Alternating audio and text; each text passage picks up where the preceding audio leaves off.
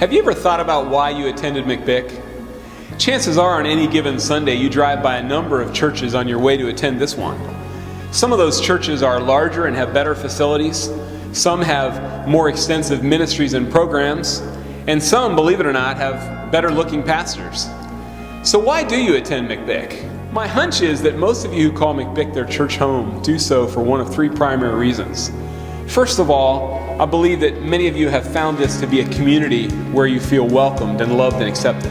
A place where you and your family can grow and be nourished spiritually in your relationship with Jesus Christ. Secondly, I believe that if you call this your church home, it may be because you find this to be a place where you're excited about lives that are being transformed.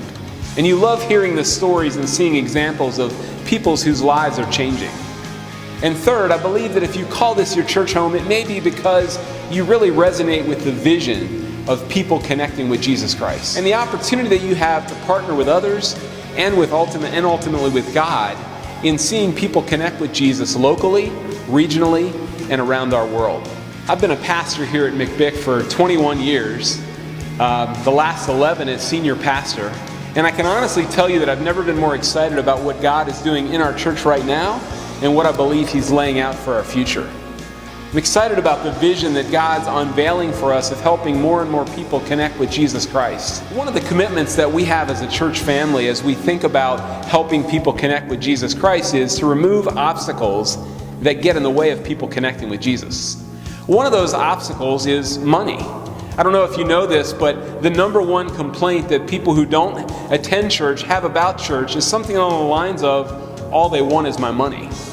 Now at McBIC we teach and preach about money because Jesus talked about it a lot. He talked about money and possessions more than any other topic.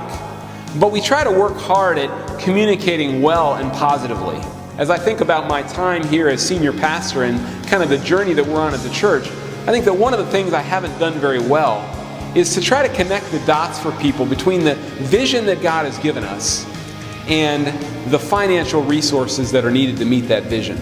And so that's the reason we're doing this video and 3 to follow. We want to try to connect some dots for you about what God is doing here and ways that you can partner with us financially. Now, many of you are already giving to our church, and we're very grateful for that. But our hope is that through this series of videos, and as we talk about what God is doing, that all of you will be moved to partner at deeper levels with us in helping to give toward what God is doing in our church. We're doing this at the end of the year because we're closing out 2012 and we're starting to form our budget for 2013. And we believe this is a really strategic time for people to make those commitments and for us as a church as we look ahead to the future.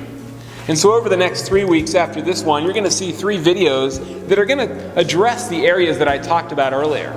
The first is you're going to see a video that talks about the community that God is establishing here. The next week we'll look at stories of lives that are being transformed. And finally, we want to help you celebrate what God is doing locally, regionally, and around the world. Again, I'm excited about what God is doing here.